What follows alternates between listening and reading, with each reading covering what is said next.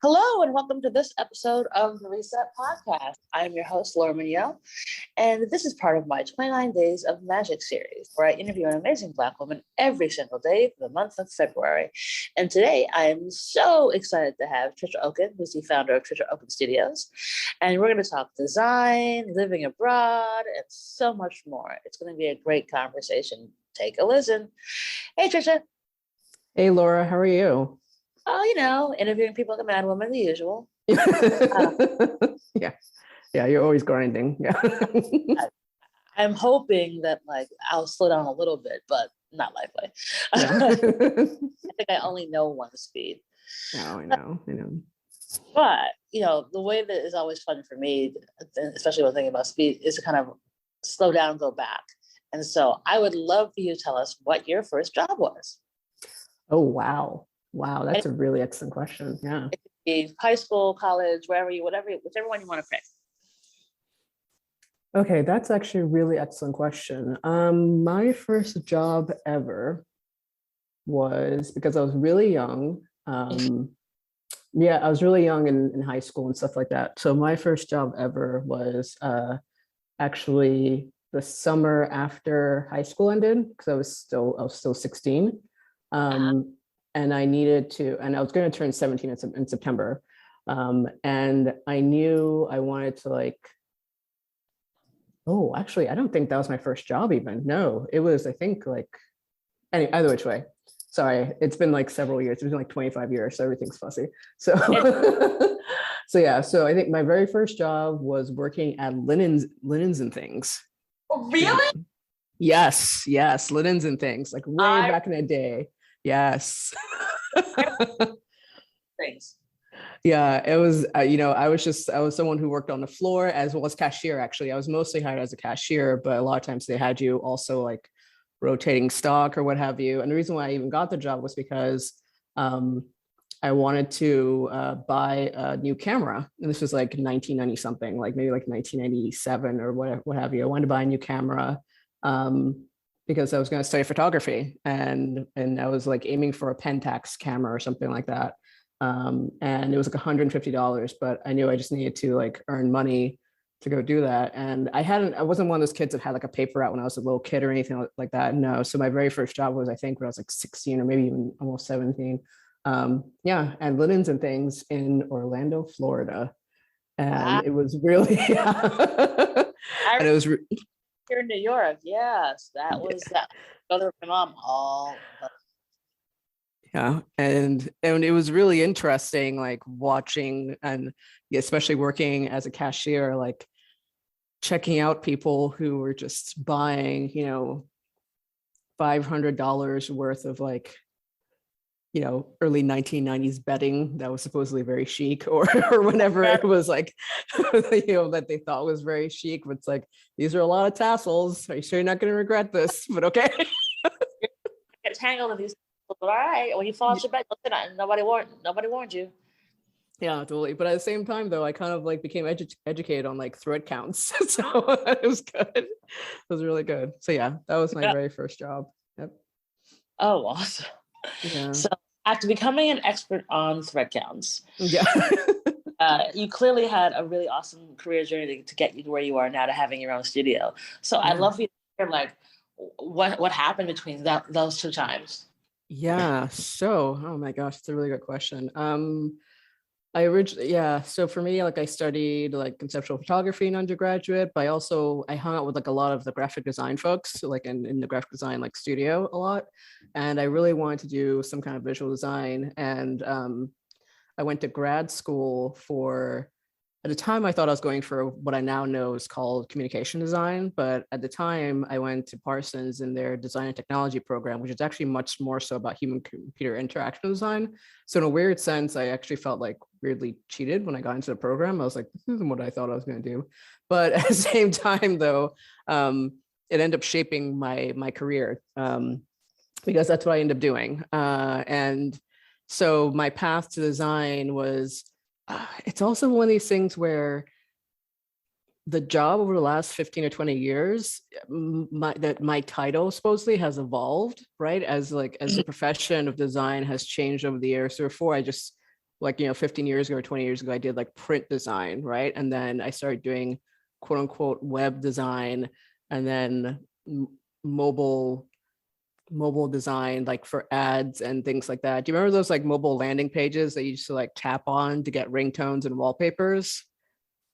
Do you remember that stuff? We used to download ringtones and wallpaper. Yeah. I mean, that was that I was designing that. So essentially, I like to say I like owe everyone to roll like $5. I was designing all those landing pages, and that was like my first like proper web job essentially. And I grew in that job in terms of like, after a certain point, I was like doing product design. That was around the time of like the late 20, like the late aughts, like 2009 to like 2011 or so, where the web started to shift again in terms of static pages into being like more interactive and thinking out the entire site. So I was starting to move more into product design, as in digital online product design. And then eventually I'm like, oh, I'm a UX designer. And then now what I tend to call myself is I'm a service designer, which is someone who it's a part of human computer interaction design and user experience design. They're all linked together. And doing service design looks at the entire system of how people interact with a particular product, or what is it they're trying to accomplish, or what is it they're trying to do. And it's not just, oh, well, sitting and like pressing buttons or what have you, and I like to explain to people that imagine you're standing in line at Disney, right? So for some ride, and there are people who design that entire system, who design that entire service, of where you're standing in a hot Florida sun and you've already paid them like $800 for your entire family to be there, but you're happy about it. Why? Because you're sweating your butt off, but they have characters coming through.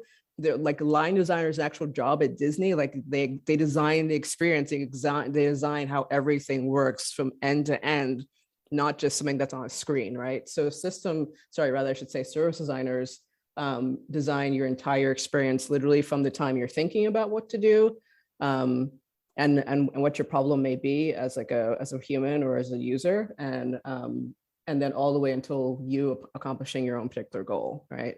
So because of that, I tend to work with a lot of organizations that want to kind of like level up the public good and community. And so helping in terms of like design innovation tasks, and going in and helping smaller companies as well as larger companies try to solve issues for the community. But overall, I still work on like, some branding projects, as Laura, you and I worked on some stuff together, as well as just like regular web design projects. But the larger work I do has to do with design innovation for different communities, as well as in businesses, right? For the public good and for the good of like people's businesses. So did that Awesome. explain it? Okay. Yeah, yes, it does. And Okay. it's so cool. Because I said, I'm going to tell you, I love what you do. And I think, I don't think people realize it. Like, as you were just saying, how line design matters, because if I'm standing in a hot sun and I'm burning and I'm sitting and I'm staring at my phone, watching the battery die, Yeah. I'm not having a good time. But if I'm standing there waiting for my line, and like there are characters coming by to take pictures of the kids, if Yes. people give me water, Yeah. while I'm waiting, like all of that is in what they call service design, right? Yeah, it can be, yeah. And service design is even from certain things of like, let's say it could be that kind of fun corporate stuff, or just like whatever corporate stuff, not necessarily fun, right? All the way to, for instance, a project I always talk about that happened in the UK a few years back was they wanted to help reduce period poverty. So there's one particular project where they decided to then go talk to people who actually have periods and say, what is it that you need? What are you fearing? Why can't you afford these products that will help you? And one of the things that they found out, or one of the things that they did, is that they developed a system where people who have periods, like women and women identifying people who have periods, like can actually end up gaining access to products if they can't afford it by simply just going to like the public library. So essentially it was deploying existing spaces that people felt comfortable going into, instead of necessarily having to like go into a grocery store and saying like, here's a coupon for me to get free products or Tampon. something like, yeah, exactly. So they use existing public spaces, they use existing specifically places that are already engender trust, like, hug your nearest librarian, because those folks are doing a lot, right? And so they recognize, Right. and they recognize, and they were able to talk to these people and say, like, I feel safe in the library, like that's where I can go study, that's where I can like be quiet or be alone. So yeah, so they deployed it in several different places, not just libraries, but other different community centers, to where, like girls, especially girls who may not just because they couldn't afford it, but because their parents may have been denying them period products because they may have thought they were lying, or they may have thought they're like, oh, well, She must be sexually active. yeah, she must be sexually active or something like that. So instead of like having to face their parents, they know they can go to the library or this certain school or this certain place or XYZ in order to access these products. So that in of itself was a project in service design, right? And like understanding what it is that people need and building this community. So yeah, so it works on the corporate side as well as on the NGO or community-based side as well. And and this is why I always love talking to you, because like our worlds cross over in so many different ways. Yeah. Because the way that I view it is that like we design spaces to make people feel welcome and give people dignity back into their spaces. And so when I did the Sunday Supper program, the whole point was like, how do you make people feel comfortable going to get the shot or going to pick up masks in a way that doesn't feel like, oh, well, maybe you're not as financially stable as other people, so you have to come to this place. It's like, well, what's a trusted place? A church. Exactly. The local folks who we're getting food from, not like some weird MRE, but like from a local Caribbean restaurant that like you probably asked or probably didn't want to spend the money on or couldn't spend the money on. And, and the people who were staffing the event were other church members. So like, so it is, I think that there is hopefully as a result of this past 2 years, there's a more stringent focus on like how to bring dignity back to the experience of trying to, and being of service to people. Yeah, exactly. Yeah. Which I do feel that is shifting. Even though like the last 2 years have been some kind of weird bullshit, but it's been this thing where it's revealed a lot of horrible innate qualities in some people, but at the same time it's revealed so many endearing and heartwarming and faith restoring qualities in other people, right? And so you can see that there has been this very large scope of empathy, like truly empathy, not the way people would use it as a buzzword, right? But actually like, hey, I'm gonna like wear a mask so like my old neighbor lady doesn't die because she's a really sweet lady and we always sit on the stoop and talk to each other, right? And so so I think there has been this like actual opening and enlarging of genuine empathy and the acting behind it, not just saying that, but actually actively doing it, and the understanding as to how people are struggling. It's surfaced. I mean, everyone knew people were struggling, like everyone's struggling, but it's been surfaced and in a way that is unfortunately resonating. It's like, why is it? I don't know. Anyway, I'm not going to go there, but I'm also a closet sociologist. Like if I didn't study like or what have you, I wanted to study sociology. So the last 2 years has been really, really fascinating to watch unfold. But yeah. Yeah, I mean, it's like how is we as a society, lives or dies based on how we treat the least of us, and how you treat the least of us when it might require you to sacrifice something. Yeah. Not everything, something, and it could be big or small. And it is remarkable to see how some folks are like, yes, of course, let's rally around, let's do the right thing. And their inherent selfishness just rises to the top. Yeah.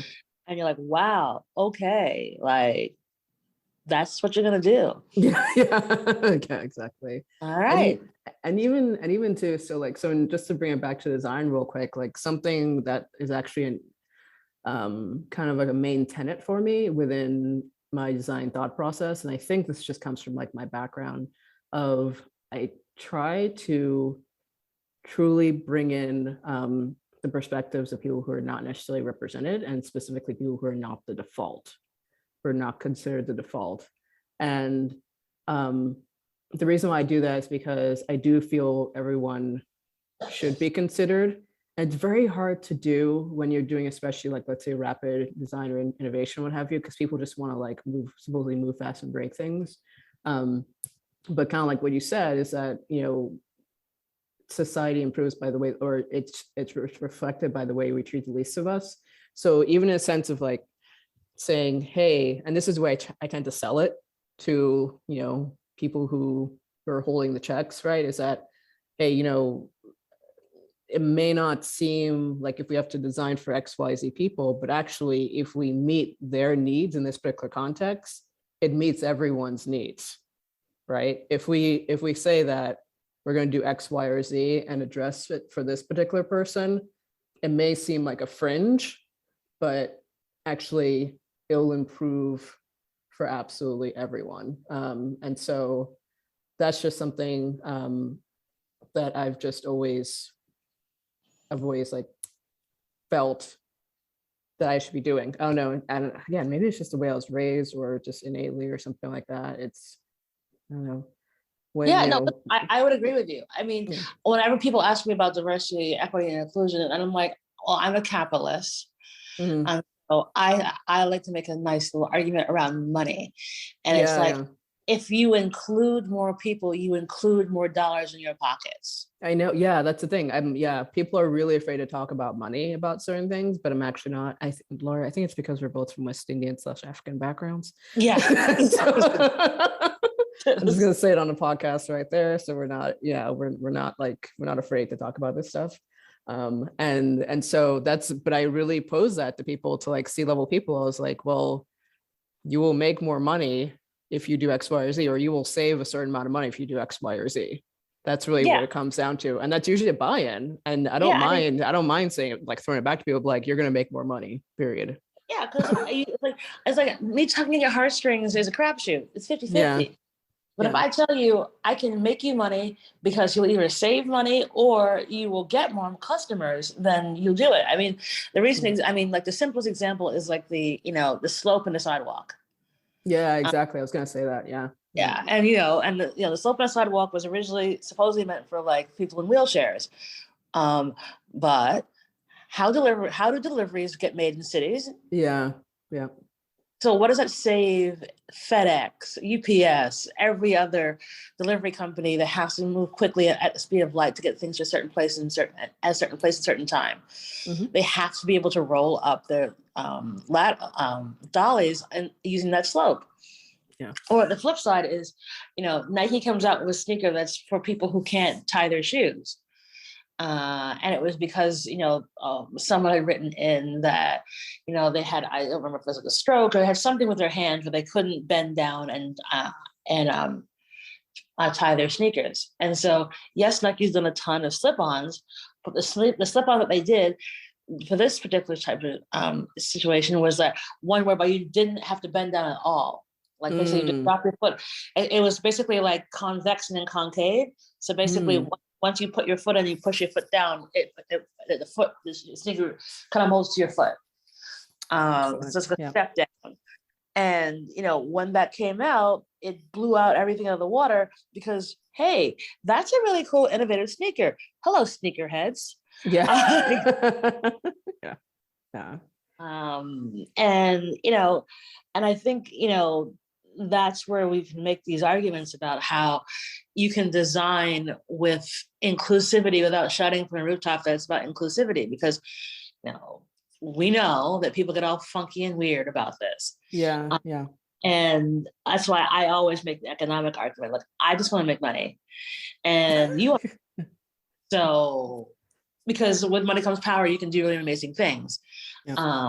And you could also let other people in, the people who have been kick open the door. Yeah. You can kick open the doors for folks because that gives you the power to do so. And it's like, the more you do that, the better it is for everyone going forward. Like, that's just kind of the move. Um, and so I always say to our clients, yeah, that's why I want to do this. This will be more effective. This will save you money. And if I'm saving you money, I'm making you money. Yes. Yeah.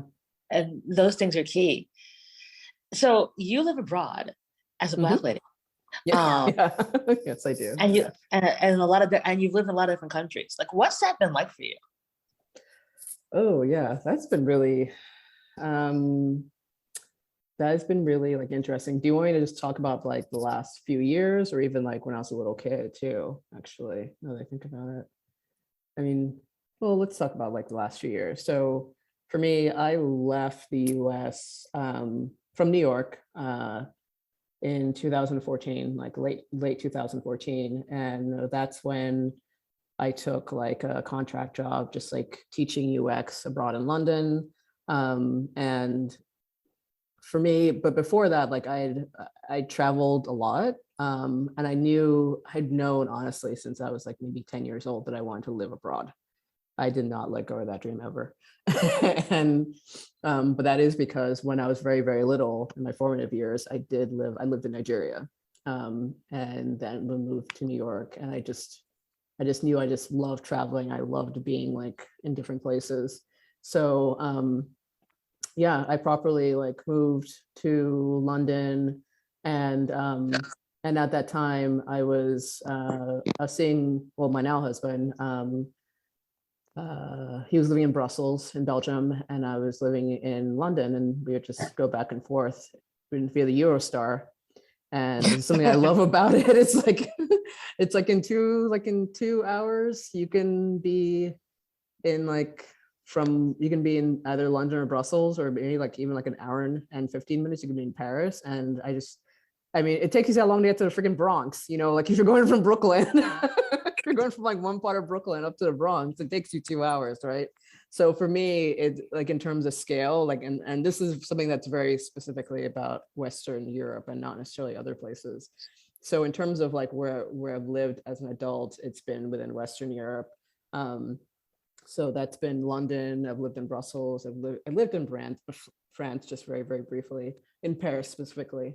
And in general, I really do love it. And I'm not saying that as, I think what happens too, and you'll see in a lot of the expat or like Americans move abroad communities, is that people tend to then start bad mouthing the country that they moved from. They start bad mouthing like, oh, everything was absolutely horrible in the US and this, that, and the other. And you're like, the food tastes better here and blah, blah, blah. And oh man, I saw this one time in like one American expat in UK group where they were like, the cheese in the US is horrible. It doesn't taste like anything. I was like, do you people only buy crafts? Like, what are you talking about? Like, like everyone I knew and like, you know, whatever. I'm going to sound like a bougie ass Black person. I don't give a damn, but whatever. It's like, so it's really interesting. Who raised you? Like, yeah, sorry, but you know, but it's really interesting to see like how people change or adapt to their environments, and so it's really funny to see certain folks start to then like badmouth the US or what have you, and say everything's absolutely terrible there, this and yeah, it's dangerous. And then it's funny you're asking, like, as a Black person, I think this is something we've already ridden, that like that weird dual or triple or quadruple identity, right? And again, Laura, you may be familiar with this too, because fine, I'm an American, right? I'm specifically a Black American.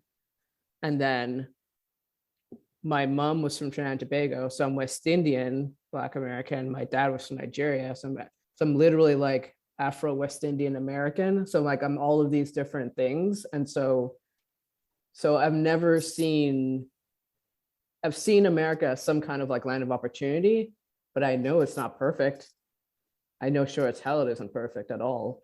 But I also see these other places as being like really interesting, but imperfect. Like, especially with a lot of the folks I know a lot of Black folks I know who live in France. And even James Baldwin was like, France, I love you, but damn, you're messed up.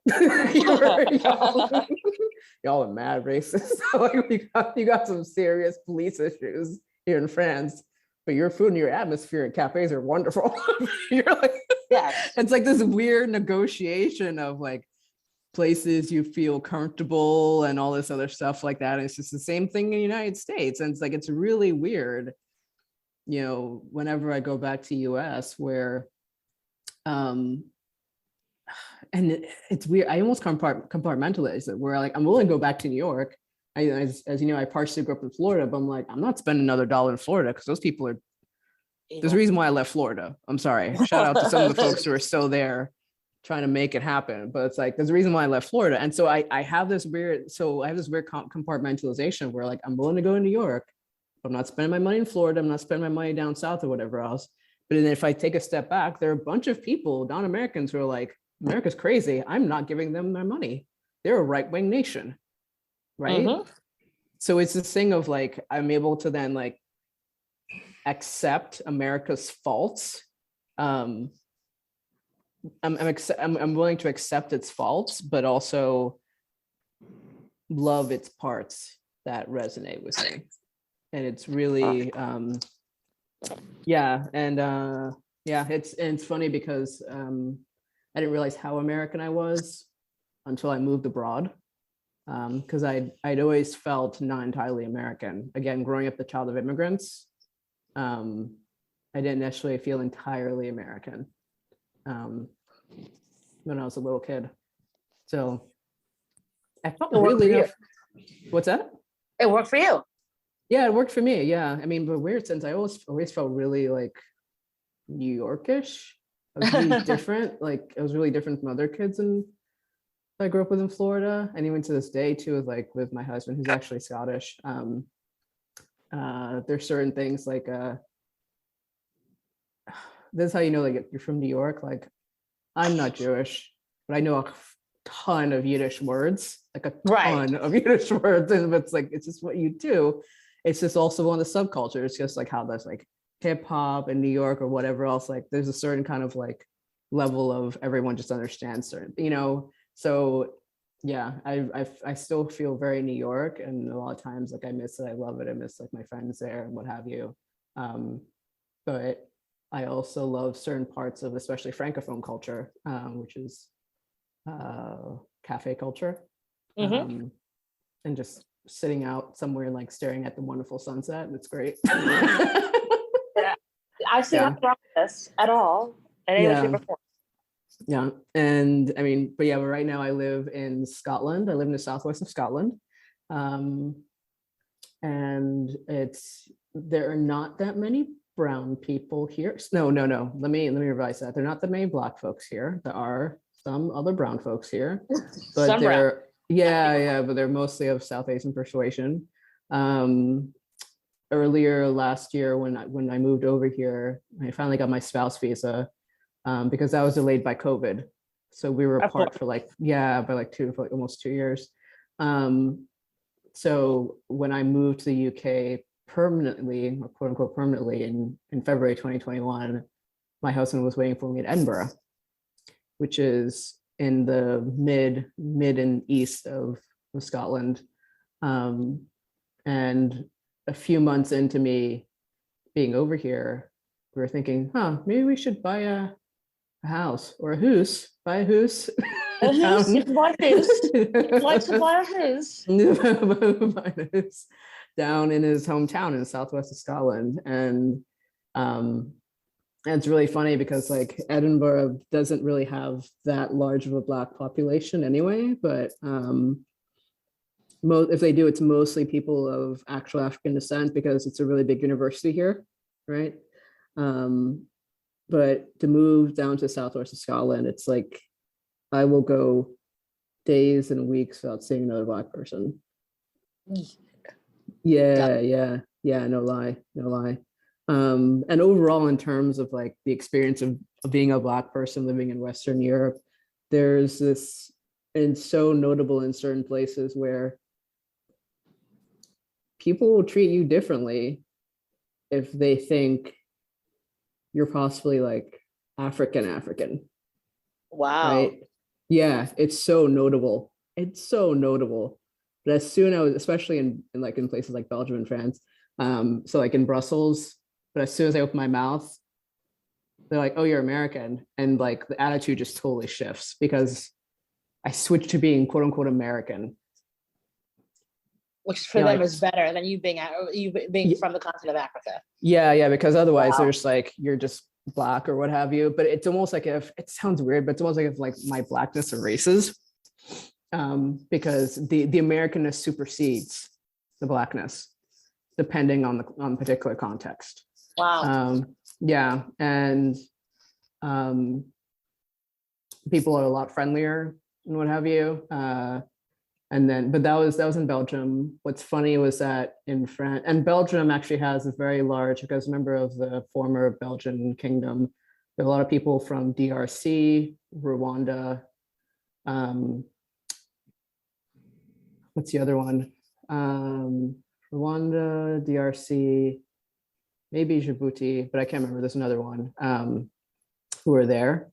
And so for me, like in terms of features, I look very much like African, because, you know, like a lot of folks from, it's very much a huge mixture in Black America, but folks who are like who are multi-generational Black Americans. But in the case of me, like my father is like Yoruba, and it's so, like features are so prominent. So like I look like straight, like seriously, like straight out of Lagos or something like that. And so in a weird sense, whenever I would go to Paris, I'd go to France, lots of Black folks would just walk up to me and start speaking French. They just assumed. They assumed, right? Yeah, they actually assumed that I was like, that I was not American, that I was like, but you know, like I don't look like Janet Jackson, but you know what I'm saying? Like in terms of looks or phenotypes or yeah, complexion or anything like that. And so in some ways I was like, let me just fake this French. I mean, I speak French, but not nearly as much as like to really like dive into it, but enough to like give directions and maybe communicate basically. But it was really funny. Sometimes with my husband, people would come up to us like in France or something like that, and they would just, and my husband's white, they would just automatically start speaking to me, but he was one who's a better speaker of French, and he had to actually like take over. And we kept on noticing it. They're like, they just go directly to me. But overall, it's like if you talk to any like Black person, any Black American abroad, like really the Americanness, they've had incidences of the Americanness superseding the Blackness. It's very, very interesting when people flip on you. Wow. Where they start treating you much more nicely due to being American. Yeah. Yeah, no, I have experienced that when I've been in Europe as well. And also the thing is, my voice completely throws people. Mm-hmm. Yeah. Because if I'm talking to a bunch of other English people, I start getting a bit of an accent. Yeah, me too. Yeah. And it's weird. And so it totally throws folks. But like I remember similar, like being in France, and like the minute I open my mouth, they're like, okay, you're American, so we'll be really nice to you. Yeah. And I also think it's my complexion. I think if I was any shades darker, I'm sure I would be treated differently. Yeah. I've seen that similarly. I've seen that happen. Yeah. With my friends who are darker complexion when we've been in France. So I'm like, Yeah. And Laura, you and I are dark too. I mean, comparatively, yeah. Yeah. So it's like, okay, y'all chill. Okay, what else? Mm-hmm. It's such a fascinating side of the universe, and you know, again, when our family left England to come because you know we saw what was happening with Black kids in the UK. Mm-hmm. So now here we are 30 years later, and it's still precious. Yeah. We'll call it that. It's just, you know, it's a never-ending struggle, and it'll be generations to fix it, just generations and generations and generations to fix it. Exactly. Yeah. So, okay, you do all this stuff, mm-hmm. and you've had this really cool and interesting career. What do you think you'd tell 18-year-old Tricia? Oh my goodness. Oh my gosh. Okay. Wow, that's a really excellent question. What would I tell 18-year-old Tricia? Okay. Okay, 18-year-old Tricia was like a junior, I think, in college.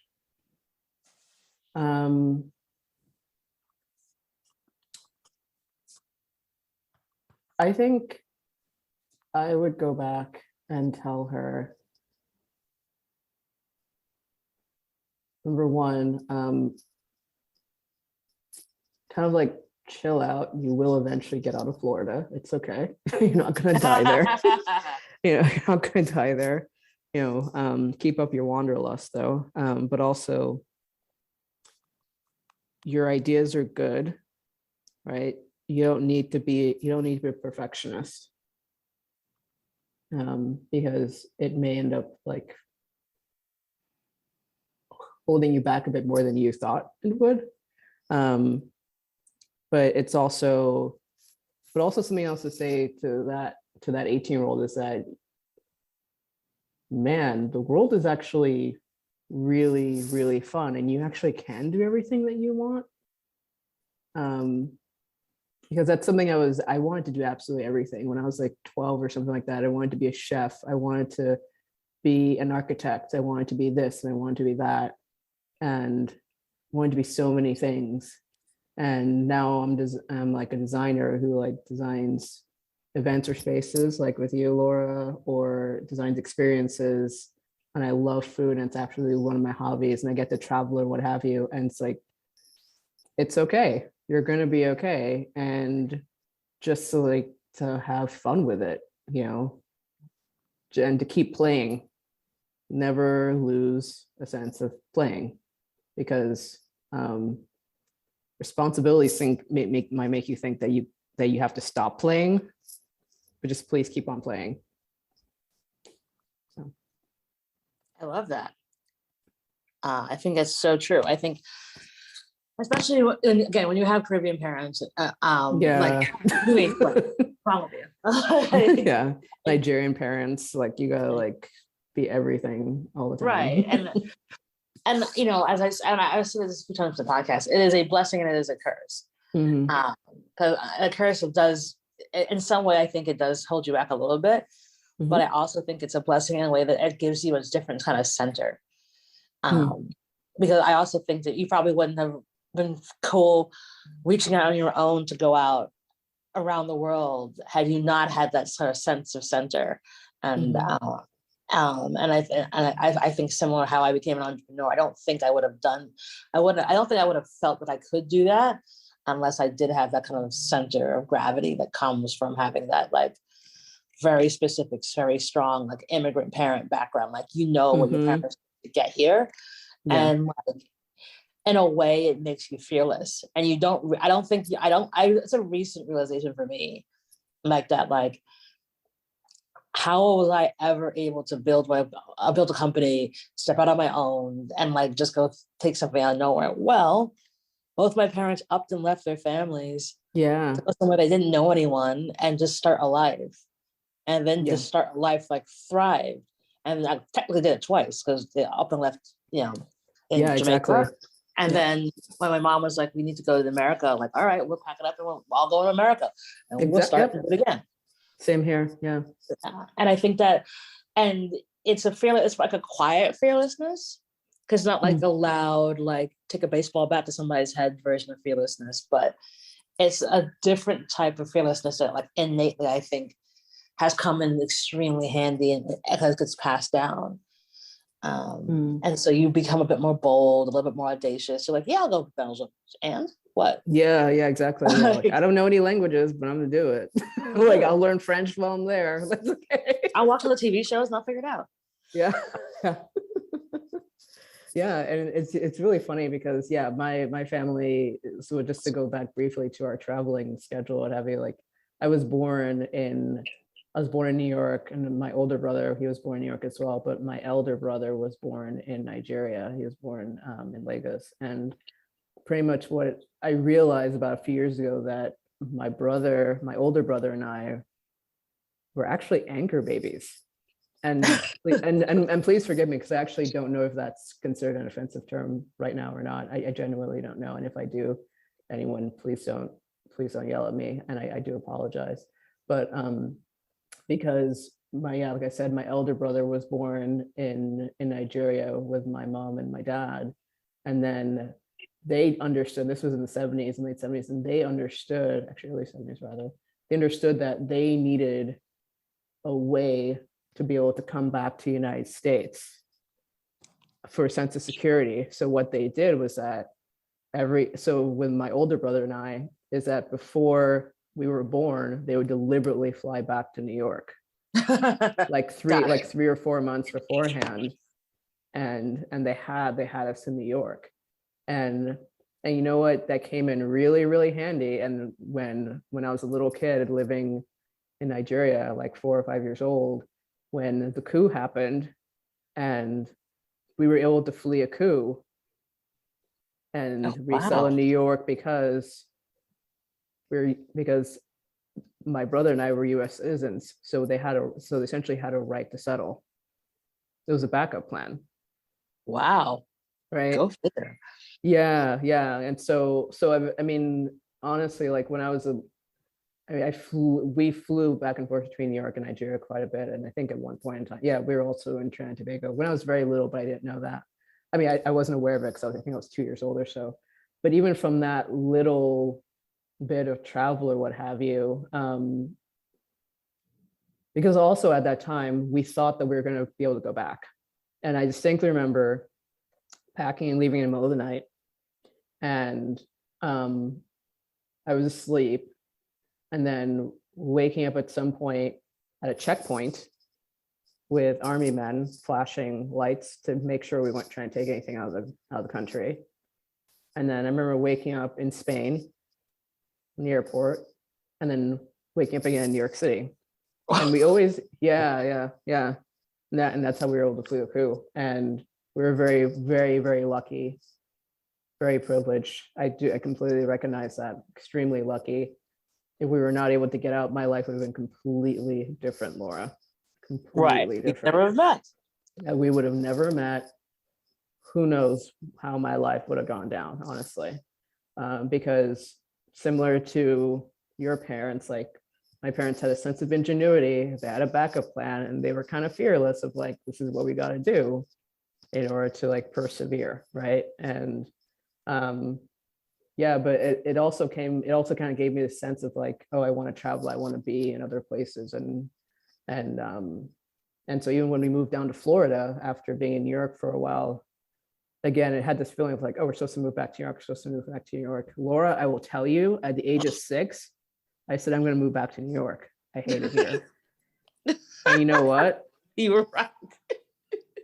Like literally like 2 days after I graduated from college, I packed up like my crap and moved back to New York City. I'm so done. I'm done my time here. You've done your sentence.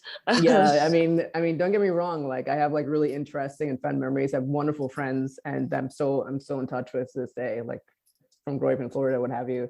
But it's this whole thing of like, yeah, we're able to like make the decision, maybe like hold on to it like a dog with a bone or something like that. We're like, we're going to do this because, that's what we want. That's what's interesting to me. So I'm going to pursue it. And I think, Laura, that's maybe where you and I are very lucky and very privileged to a certain extent. Where I say this in relation to quite possibly the British schooling system. And what I've heard from people is that the difference between the folks who go to regular state schools and what some people say the difference is with the folks who go to private schools here. What a lot of people say is that in private school, they teach you to like have confidence in yourself. You're not necessarily just like broken down, and they don't necessarily teach you to accept anything, right? Right. Very much so. Yeah. And I think honestly, Laura, maybe that's what it is with us. Like we were raised in families where just like, you want something, you go get it, and you don't have to accept anything. Yeah, I mean, it's interesting. Like I've had this conversation a few times in the podcast over the years with other folks who are of Caribbean descent or of Nigerian, or I think Nigeria, Ghana, a few other places on the continent of Africa. And, I remember someone being mad at me on the podcast because I talked about it with someone, saying that like, you don't understand, like, it's just different. And I was like, yeah, it is different. Like, it's a different upbringing. not better or worse, but it is different. And I think it's important for people to understand that it is like we are not a monolith ever. Yeah.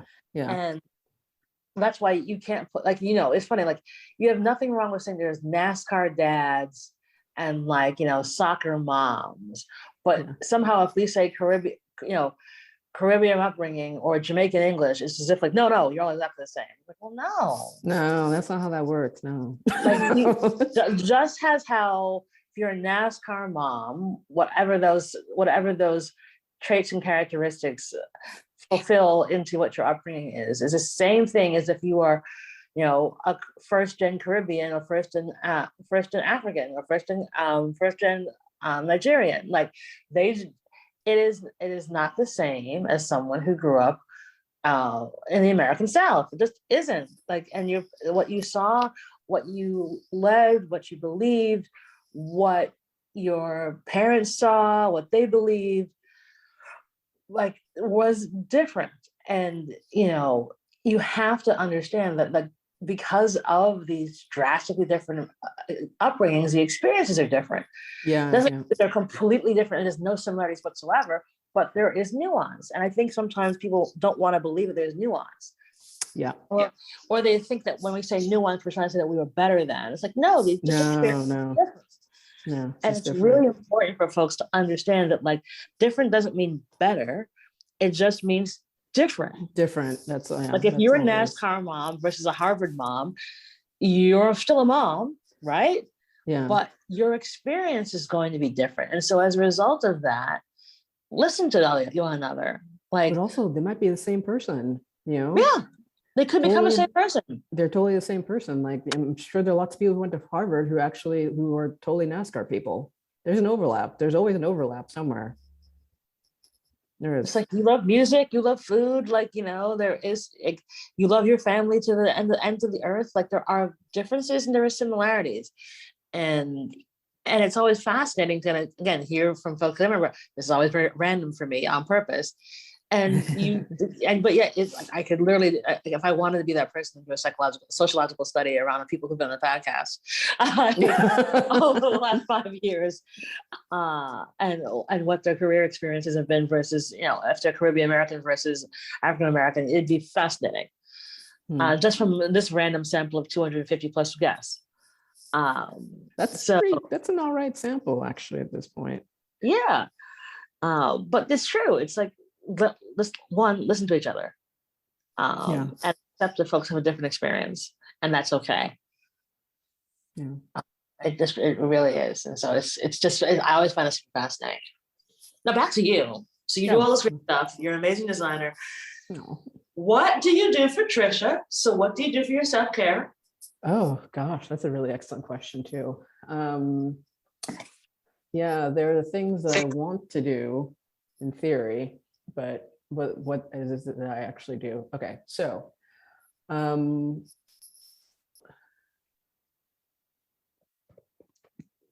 that's a really damn good question. So for me, actually, for a while, until I started developing an art practice again, I realized that my creativity, and actually my husband pointed this out to me, my creativity comes via food and cooking quite a bit.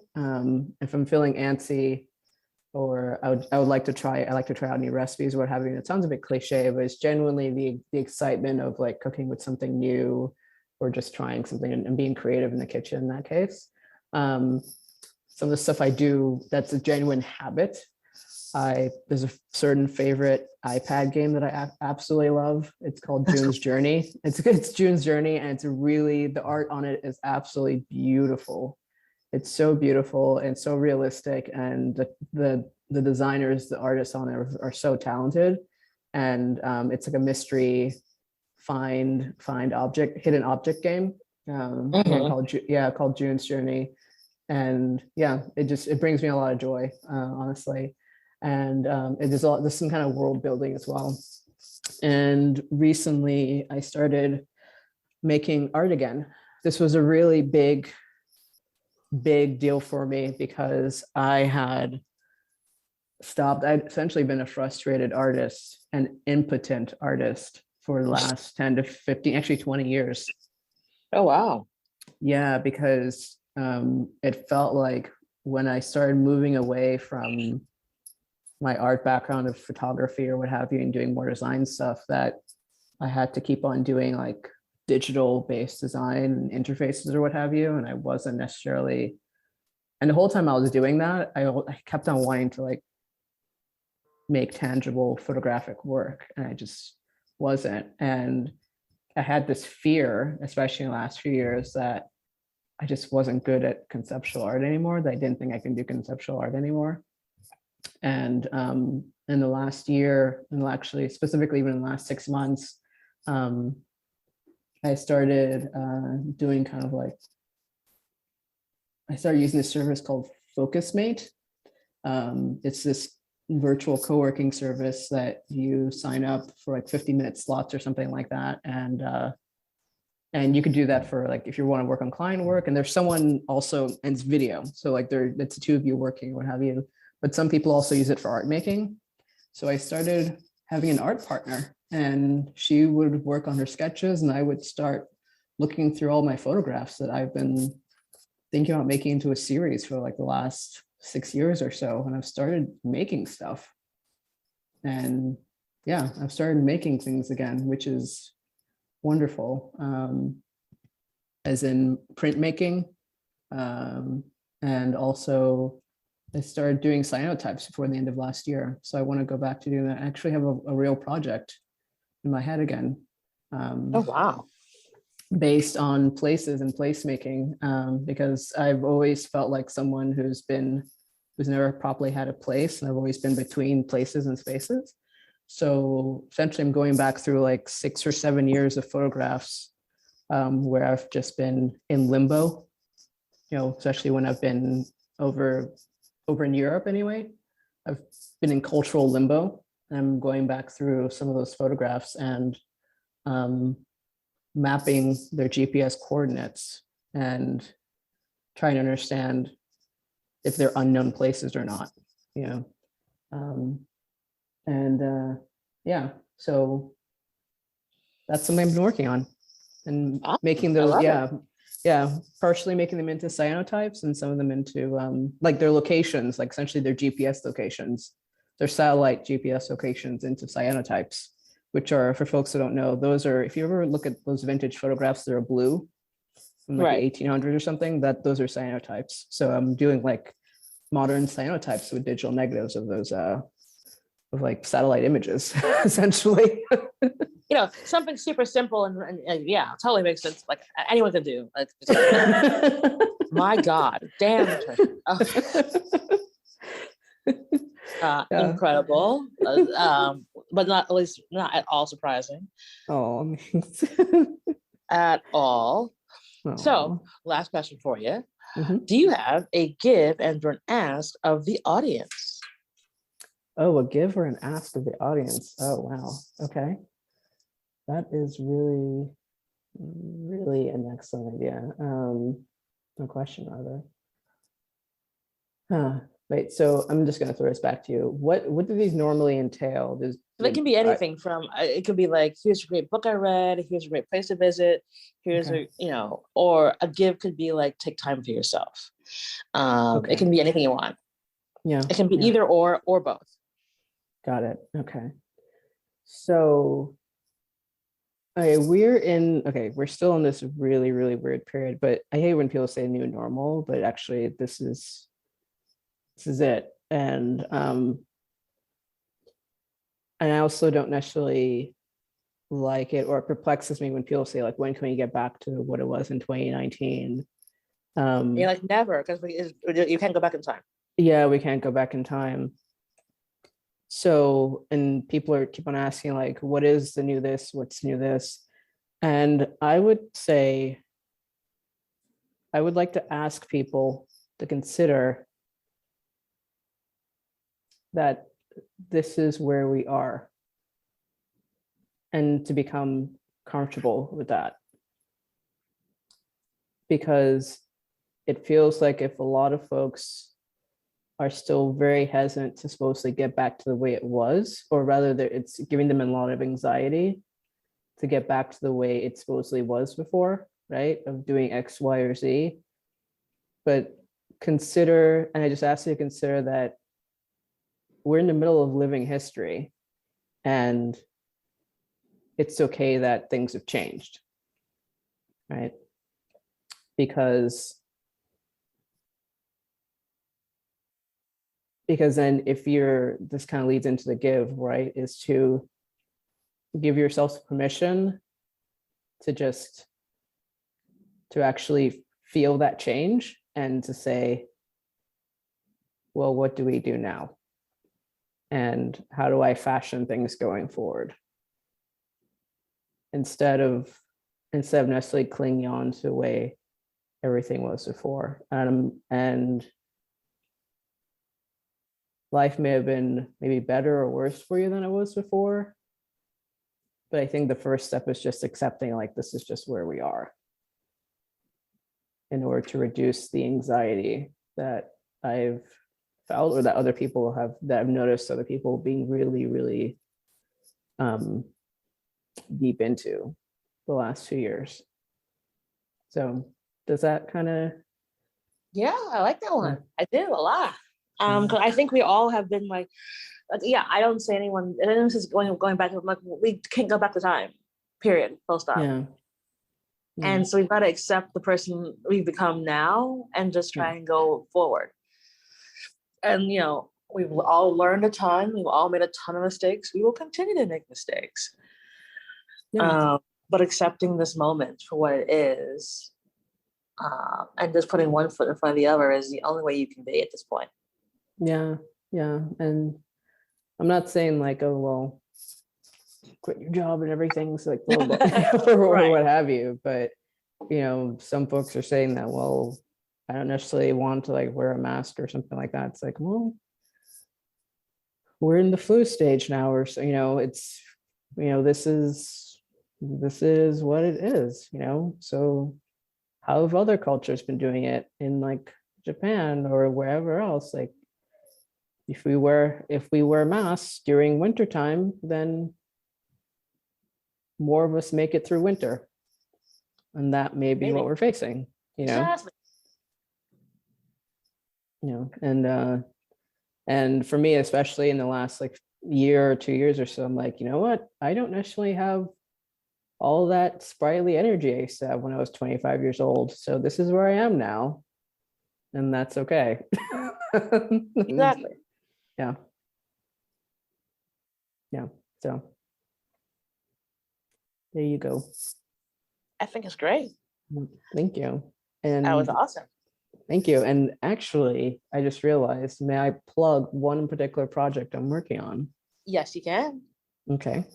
So one of my really, really good friends and I, a woman named Linda Secondari, she and I call each other, we're sisters from another mister.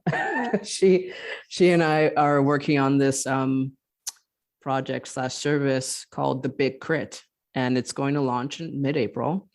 And the point of it is that, you know, especially for designers who are like mid to senior level, and if you've likely missed having that form of critique that you may have used to have when you were more junior or when you're back in undergrad or grad school, what have you, and you just need someone to look at your stuff, especially if you're like a solopreneur. What we're doing is that we're launching a service where we can pretty much come to the Big Crit, and whether it's individual or in groups of, let's say, 3 or so, we have a critique, and it's just to help it energize your ideas, as well as to help push you forward and just help crack some professional or creative or conceptual barriers that you may be having. So we're going to be launching that particular project and that service like in mid-April. We've kind of like already soft launched it, but we're doing some more user testing because we're good designers and refining our offer. So we'll be, so go ahead and check us out. There's like a kind of like previous version of our site, and it is at thebigcrit.com. And we're going to be refining it and putting in like new info for Q2 essentially. yeah, so thebigcrit.com, and it's with Linda Secondari and I. We're two designers who have like combined like 40 or actually like 50 years of experience. She's been in the game forever and she's such a badass. Yeah, so please check it out. Fantastic. We'll put all the details in the show notes, and so folks can follow along and find out about the Big Crit and follow you, of course, Tricia. You have just been a wonderful delight, which I knew you would be, on the podcast. So thank you so much for being part of the 29 Days of Magic series. Yay! Thank you so much. We've been trying to do this for like 2 years now. No. This was so good. Thank you so much, Laura. Oh, thank you. And that is our show.